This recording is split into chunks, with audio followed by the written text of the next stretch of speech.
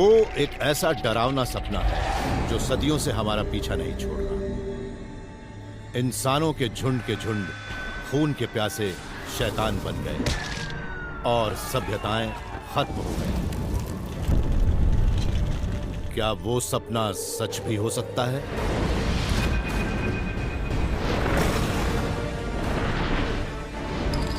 Scientists ने ऐसे parasites का पता लगाया है जो जीते जागते जीवों को जिंदा लाश में बदल देते हैं। हर साल नए नए खतरनाक पैथोजेंस हमारे ऊपर हमला कर रहे हैं। न्यूरो साइंटिस्ट्स वो तरीके ढूंढ रहे हैं जिनसे हम अपनी सोच बदल सकें। क्या वो दिन भी आएगा जब हम अपने शरीर और आत्मा पर अपना कंट्रोल खो देंगे? क्या ज़ॉम्बी एपोकैलिप्स की बात सच हो सकती है?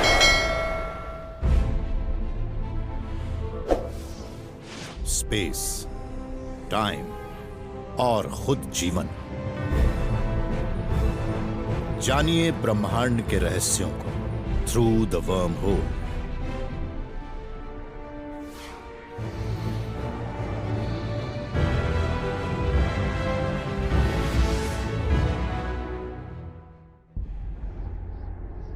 हैती की कहानियों के मुताबिक कुछ पुजारियों के पास ऐसे जादुई पाउडर होते थे जिनसे वो किसी भी लाश को पुतले में बदल देते थे। हमारी आम संस्कृति ने ज़ॉम्बी की उस कहानी को एक तबाही लाने वाला सपना बना दिया है। एक कंटेजियस वायरस इन्फेक्टेड लोगों को खूंखार शैतान बना देता है और उनका मांस भी गलने लगता है। ये समझ लीजिए कि हम भी उन जिंदा लाशों की सेना में शामिल होने से बस एक कदम दूर है। माना कि ये सारी बातें मिथ हैं, मगर हर मिथ के पीछे कहीं ना कहीं सच्चाई भी होती है। क्या हमारी इमेजिनेशंस हमें आने वाले दिनों के बारे में कुछ बता रही हैं? काफी पहले मैंने अपने दोस्तों के साथ एक फिल्म देखी थी जिसने हमारी रातों की नींद उड़ा दी थी, द ममी। उस फिल्म में जादू के जोर से एक लाश फिर से हमारी दुनिया में लौट आई थी। क्या ऐसे माइंडलेस शैतान कभी हमारी दुनिया में सचमुच होंगे?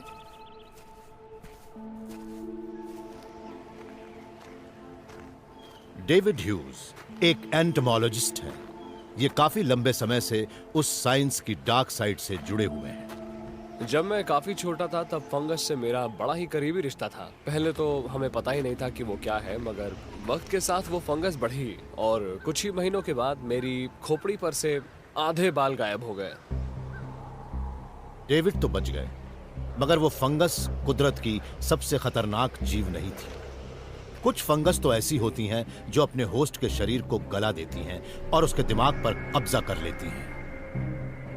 वो आमतौर पर जिंदा होस्ट पर ही पलती हैं और अपने अंदर से ऐसे खतरनाक केमिकल निकालती हैं जो उस जिंदा होस्ट को मार डालते हैं और उनके टिश्यू को तोड़ डालते हैं। उसके बाद फंगाई उसे ही खाती है और उस जिंदा होस्ट के अंदर ही लगातार बढ़ती जाती है। ये फंगस सिर्फ शरीर पर ही कब्जा नहीं जमाती, बल्कि दिमाग भी अपने कब्जे में कर लेती है और उससे अपना मनचाहा काम करवाती है। डेविड उस फंगस के एक्सपर्ट हैं जो अपने विक्टिम्स को जिंदा लाश बना देती हैं, या ये भी कह सकते हैं कि उसे रेंगती लाश बना देती हैं। पृथ्वी के हर जीव की तरह उस फंगस का भी एक वैज्ञानिक नाम है। उसे ओफियोकॉर्डिसेप्स यूनिलैटरालिस कहते हैं, मगर आम बोलचाल की भाषा में उसे ज़ॉम्बी और फंगाई कहते हैं। खाने की तलाश में घूमती चींटी अनजाने में ही ज़ॉम्बी फंगस का स्पोर ले लेती है। फिर वो फंगस उस चींटी के शरीर के अंदर चली जाती है और अपनी आबादी बढ़ाकर चींटी के दिमाग पर हावी हो जाती है, जहां वो अपने खतरनाक माइंड कंट्रोलिंग केमिकल छोड़ती है। इसके बाद ज़ॉम्बी बन चुकी वो चींटी पत्ती के अंदर वाले हिस्से में काटती है और मर जाती है, कुछ हद तक। मौत तो उस पैरासाइट के लिए नई शुरुआत है। फंगाई तो यही चाहती है कि उनके होस्ट की मौत हो जाए ताकि उनके टिश्यूज को खाकर वो बढ़ें और लगातार अपनी आबादी बढ़ाती जाए। तो अभी इस चींटी का पूरा शरीर ट्रांसफॉर्म हो चुका है। मगर ज़ॉम्बी एंड फंगस ने अभी भी उस चींटी के दिमाग पर कब्जा बना रखा है, जिसकी वजह से चींटी के जबड़े उस पत्ती में धंसे हुए हैं। इधर फंगस चींटी के दिमाग के अंदर अपनी आबादी बढ़ाते हुए तब तक दबाव बनाती रहती है जब तक वो फट नहीं जाता। उससे बाहर आता है फंगल स्टॉक, जो कि अगले शिकार पर अपना खतरनाक स्पोर स्प्रे करता है। फिर ये सिलसिला चलता रहता है। फंगल स्पोर को वो नीचे खाने की तलाश में घूम रहे जीवों पर दूर से ही लॉन्च करते हैं और इसी तरह से फंगस ने अपने होस्ट के दिमाग पर कंट्रोल करने का तरीका सीख लिया है। अपने घर के अंदर तो चींटियां हाइजीनिक होती हैं, लेकिन जब वो घर के बाहर खाना ढूंढने निकलती हैं, तब उन्हें इन्फेक्शन का खतरा होता है। डेविड मानते हैं कि फंगस ने भी ये जान लिया है कि चींटियों पर तभी वार किया जाए जब वो बिल्कुल कमजोर हो। इन ज़ॉम्बी एंड फंगस से हमें कोई खतरा नहीं है। हमारा दिमाग उन चींटियों से बिल्कुल अलग होता है, लेकिन क्या वैसा ही कोई और पैथोजन हमारे दिमाग को निशाना बना सकता है? फंगाई ने तो साफ तौर पर जीवों के बिहेवियर को कंट्रोल करने की कला सीख ली है। हमारा दिमाग भी एनिमल ब्रेन होता है, तो क्या ये नहीं हो सकता कि हमारे बिहेवियर को भी कंट्रोल किया जा सके?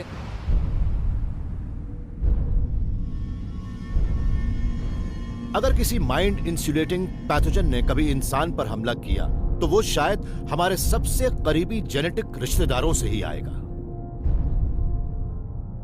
Microbiologist Kartik Chandra Ebola virus की स्टडी कर रहे हैं। वो पैथोजन हमारा सबसे डरावना सपना है। उसके इन्फेक्शन से कुछ ही हफ्तों बाद मरीज के शरीर की हर कैविटी से खून निकलता है और उसकी मौत हो जाती है। कार्तिक अपनी टीम के साथ ये पता लगा रहे हैं कि इबोला जैसे खतरनाक वायरस आखिर किस तरह से इंसान को इन्फेक्ट करते हैं। हम तो यही जानते हैं कि इबोला आमतौर पर चमगादड़ों के अंदर पाए जाते हैं, लेकिन वो अक्सर चमगादड़ों के शरीर से बाहर आकर दूसरे जीवों पर हमला कर देते हैं, जिनमें बंदर और इंसान भी शामिल हैं।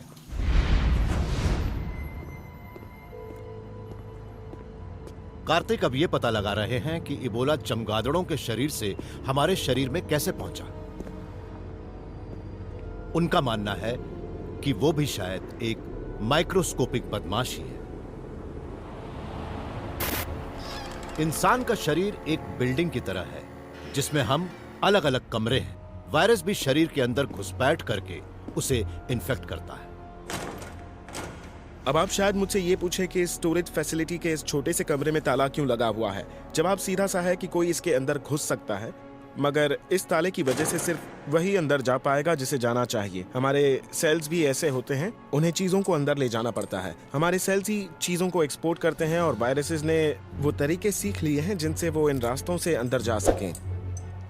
वायरस उन नए ट्रेंड्स की शेप की नकल करते हैं जिनके सहारे सेल जिंदा रहते हैं, वैसे ही जैसे चाबी बनाने वाला चाबी की नकल करता है। एक बार सेल के अंदर जाने के बाद वायरस शरीर में बेहद खतरनाक जेनेटिक कोड बनाता है। उसके बाद होस्ट सेल एक ऐसी गुलाम फैक्ट्री बन जाता है जो उन घुसपैठियों की काउंटलेस कॉपीज बनाता है। तेजी से आबादी बढ़ाता वायरस होस्ट सेल के अंदर इतना दबाव बनाता है कि वो फट जाता है, जिससे लाखों वायरल क्लोन निकलते हैं जो दूसरे सेल्स को इन्फेक्ट कर देते हैं।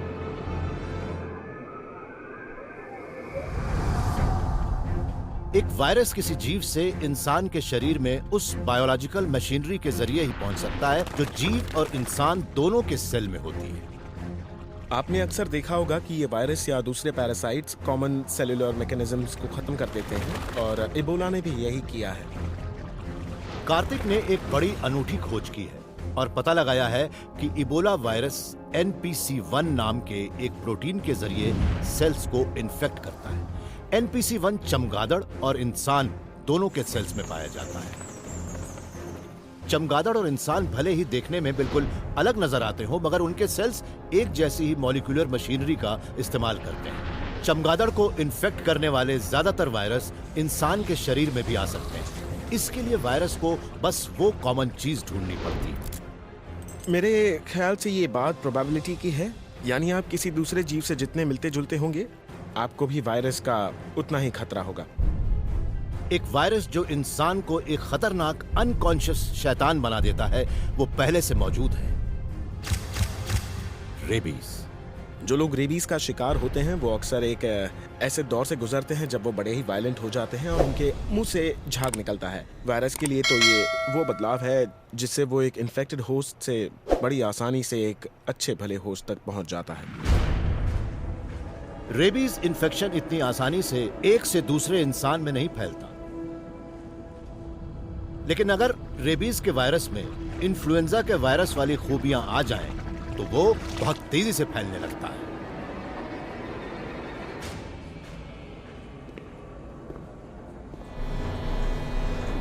ऐसे में इन्फेक्टेड शख्स को यही लगता है कि उसे मामूली सर्दी जुकाम है, लेकिन सच सामने आने तक काफी देर हो जाती है। फिर वो बौखला से जाते हैं।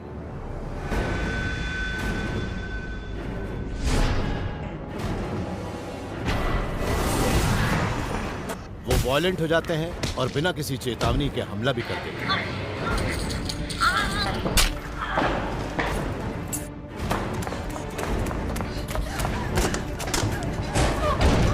खुले जख्म भी वायरस के लिए वरदान जैसे हैं। वो उनके अंदर हवा में घूमती चीजों के सहारे आसानी से पहुंच जाते हैं।